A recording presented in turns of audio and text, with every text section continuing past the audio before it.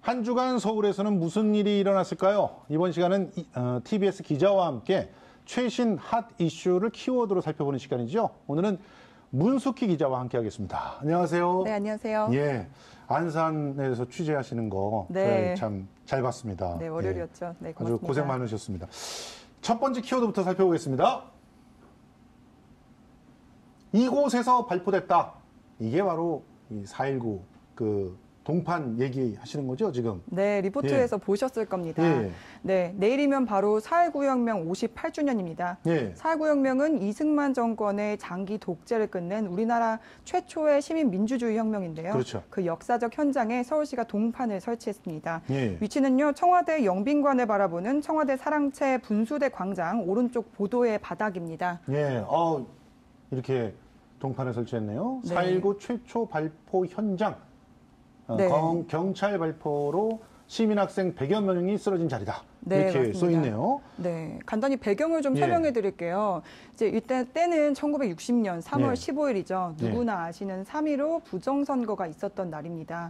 이 전국적으로 자행되는 이 부정선거 때문에 시민들이 거리로 쏟아져 나왔는데요. 그렇죠. 근데 이 시민들이 거리뿐만 아니라 지금의 청와대인 경무대로 또 돌진을 합니다. 그래서 그 상황에서 경찰과 시민들이 대치하면서 결국 첫 발포가 된 겁니다. 시민들을 향해서요. 그러니까 정부의 권력의 방아쇠가 시민들을 겨냥한 정말 충격적인 순간인 거죠. 맞습니다. 네, 이 발포 때문에 21명이 숨지고 172명이 다쳤습니다. 이 총격 현장이 당시 경무대, 지금의 청와대고요. 이곳 첫 발포 현장에 서울시가 동판을 이렇게 새긴 거죠. 첫 발포에 21명이 숨지고 172명이 다쳤고 사실은 그때 당시에 경찰들이 일본 경찰들 데려다가 막 쓰고 그 경찰 간부들이 다 친일파 아주 그런 인간들이었잖아요. 그러니까 이런 일이 벌어졌다고 생각하는데 지금 생각해도 참 화가 나는 일입니다. 네, 정말 비극적인 일이죠. 그렇기 때문에 더욱더 우리가 이 역사적 현장을 또 기억을 해야 됩니다. 그래서 서울시는 3년 전부터 근현대사에서 우리 인권이 탄압된 현장, 그리고 이 인권 탄압에 저항해서 우리가 인권을 수호했던 현장들을 바닥 동판을 이렇게 새기기 시작했습니다.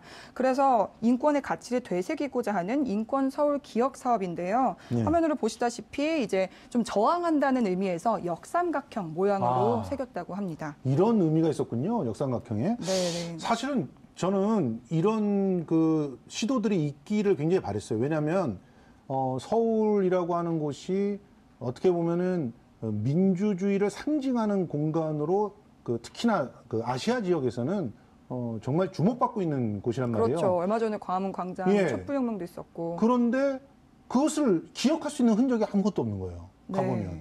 그러니까 이런 동판을 만들어 놓으면 이제 정말 이 동판만 쫓아다니면서 여행 코스를 개발을 해도 역사 여행이죠. 역사 여행이죠. 그래도 굉장히 중요한, 특히나 우리 청소년들한테는 정말 좋은 그런 산 교육이 되지 않을까 이런 생각이 들거든요. 총 몇 곳이나 있는 거예요? 일단은 이렇게 시민 추천 전문가 자문을 통해서 최종해서 62곳을 선정을 했는데 지금 현재 인권 현장 바닥 동판은 모두 46개가 설치가 됐습니다.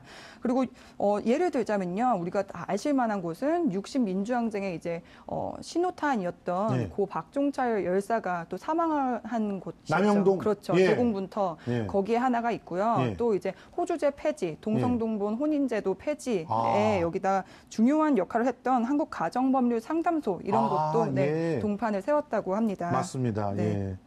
야, 이런 동판들 찾아다니는 건 정말 살아있는 교육인 것 같은데 내일이 4.19 혁명일이니까 또 기념식도 열리겠죠? 네, 강북구에서 지난 금요일부터 내일까지 7일 동안 국립 4.19 민주묘지 등지에서 4.19 혁명 국민문화제를 열고 있습니다. 지금도요. 4.19 혁명 당시 독재 정권의 항거한 선열들의 희생을 또 기리고 또 후대에 널리 알리자는 취지입니다. 네, 그리고 또 다양한 전시나 연극, 공연 등이 열리고 특히 오늘 저녁 7시부터는 전야제가 열려요. 그래서 다양한 또 진혼무 공연, 4.19 노래 합창, 유명 가수들 공연 등도 이렇게 2시간 동안 뜨거운 열기 느껴보실 수 있다고 하고요. 또 그리고 내일인 당일이잖아요. 그래서 국립 4.19 민주묘지에서 오전 10시부터 제58주년 4.19 혁명 기념식이 열립니다. 사실은 이렇게 기억하는 것들은 굉장히 중요한 일이라고 생각하는데요. 4.19 혁명은 그 다음에 바로 5.16이 있어가지고 네. 사실 기억을 이렇게 좀 제대로 하는 그런 모습들이 많이 없었던 것 같기도 해요. 네, 맞아요. 특히나 뭐 영화도 이 4.19를 다룬 영화도 하나 제대로 없다는 거, 그걸 또 화요일 날 들었는데 아무튼 이번 기회에 좀 그런 영화도 제작되고 그랬으면 좋겠습니다. 네. 자, 두 번째 키워드 한번 볼까요? 시각장애인 인권 변호사다. 이게 뭔가요?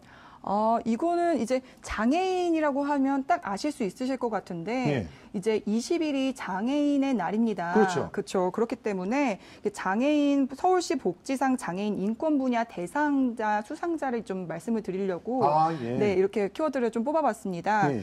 말씀을 드리자면은, 이분이 이제 김예원 인권 변호사신데요. 예. 좀 특별한 거는 이분이 시각 장애인이십니다. 그렇죠. 예. 네, 그렇기 때문에 장애인으로서 좀 장애라는 편견을 딛고 일어나서 이제 장애인으로서 또 장애인 인권 증진에 많이 힘써주신 분이에요. 이번에 또 의미 있는 어떤 판결도 하나 얻어냈다고 하던데요? 네. 예. 이게 지금 복지상 대상의 영예를 안았던 결정적인 역할을 했던 게 뭐냐면요. 예. 바로 이제 지체장애인 근로자가 일을 하다가 의족이나 의수를 예. 훼손당했을 때 예. 그때 산재 처리가 원래는 안 됐었어요. 아. 네, 근데 대법원 판결을 이제 의족이나 의수를 파손당해도 산업재해 그리고 그 요양급여를 받을 수 있게 이끌어내신 분이 바로 이분이십니다.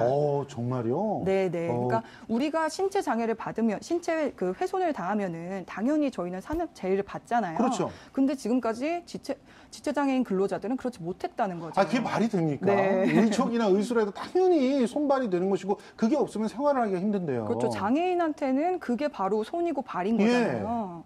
그렇기 때문에 이런 중요한 판결을 이끌어내신 그 점을 좀 고려를 받아가지고 서울시 예. 복지상 장애인 인권 분야의 대상을 안으셨습니다. 예.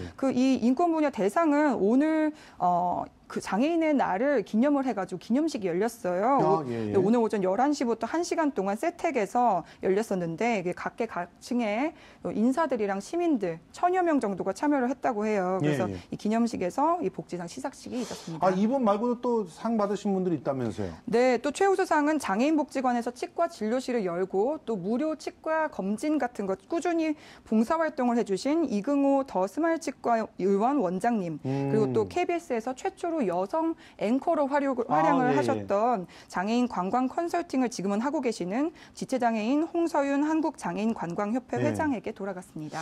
멋진 분들이 많습니다. 기념식 말고도 뭐 다양한 행사가 또 있죠? 네, 그렇죠. 오늘 기념식이 열린 세택에서 오전 10시부터 오후 5시까지 함께 서울 누리축제가 열렸습니다. 장애인 체험 부스가 운영이 됐고요. 예. 장애인과 비장애인이 함께 어울려서 공연도 펼쳐졌고 예. 또 장애인 작가들이 사진 전시를 하기도 했습니다. 예.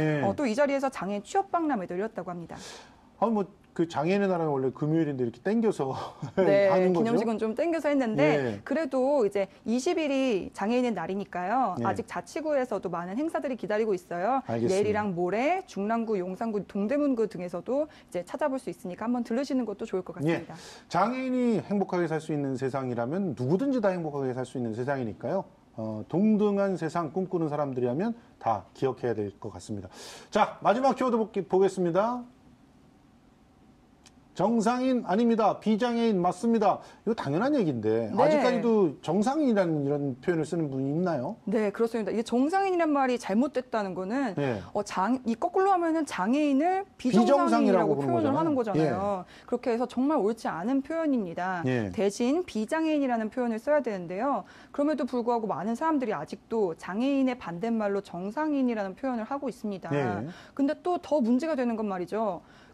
행정용어로, 서울시 행정용어로 아직 이 정상인이라는 단어를 쓰고 있다는 거예요. 이거 좀 충격인데요. 우리 시장님이 네. 인권에 대해서 그렇게 또 강조하시는 분인데 도대체 아직도 이런 말을 남겨놨다는 건가요? 네. 근데 보통 이제 생각을 하실 때 행정용어만 그렇게 쓰는 건데 뭐 이렇게 간단하게 생각하실 수 있는데요. 예. 절대 그런 게 아닙니다. 맞습니다. 왜냐면 행정용어에서 이렇게 잘 올바르게 써야 민간에서도 인식 자체가 달라지는 거기 때문에요. 그럼요. 예. 네, 행정용어를 꼭 바꿔야 합니다. 그래서 서울시가 이번 기회에 차별철폐라는 요새 시대적 흐름에 맞지 않는 행정용어를 고치겠다고 팔을 걷어붙인 건데요. 예. 서울시는 최근 국어 바르게 쓰기 위원회 심의를 거쳐서 행정용어 총 13개를 고쳤습니다. 예. 어떤 것들이 있는지 간단하게 정리해 볼까요? 네, 일단 미망인이라는 단어가 있는데요. 그 단어도 아직 행정용어로 쓰이고 있었어요? 네, 아직도 이 미망인이라는 세상에. 단어가 쓰이고 있었습니다. 불우이웃이란 말도 쓰이고 있었네요. 네. 그 미망인부터 좀 설명을 드릴게요. 예. 근데 이게 표준 대국어 사전에 보시면은 이제 남편을 여인, 아녀자 뭐 이런 식으로 표현이 돼 있는데 이 속뜻이 중요한데요. 그렇죠. 이 속뜻은 이게 아주 오래전에 생겼던 단어이기 때문에 예. 남편을 따라갔어야 되는데 맞아요. 미처 따라가지 못하고 남겨진 아녀자 그래서 뭐 이런 아직 뜻인 거죠. 죽지 않은 사람이란 뜻이에요. 그렇죠, 예. 그렇죠. 그러니까 이게 바뀌었어야 되는데 예. 아직 못 바뀌었던 거고 이번 기회에 대신 고 누구누구 씨의 부인 이런 식으로 표현을 하자 이렇게 바뀌었던 거고요. 네. 또 다른 것들도 있습니다. 여기 보면은 불우이웃, 편모, 편모도 이렇게 바뀌었고 네. 또 뭐 학부형이란 말도 아직 쓰이고 있었네요. 네. 학부형이라는 단어를 풀이를 하자 보면은 배울 학자의 아비부 그리고 맏형자입니다. 맞아요. 네, 어머니는 없는 거죠. 그렇죠. 그래서 이 단어를 바꿔서 학부모라는 단어로 고쳐야 된다. 자, 목록도 한번 보여주시죠. 조선족을 중국 동포로 또 장애우를 장애인으로 뭐 이렇게 바꾸는 노력들을 했다는 건데 아무튼 오늘은 큰 틀에서 인권에 해당되는 키워드를 갖다 골라봤는데요.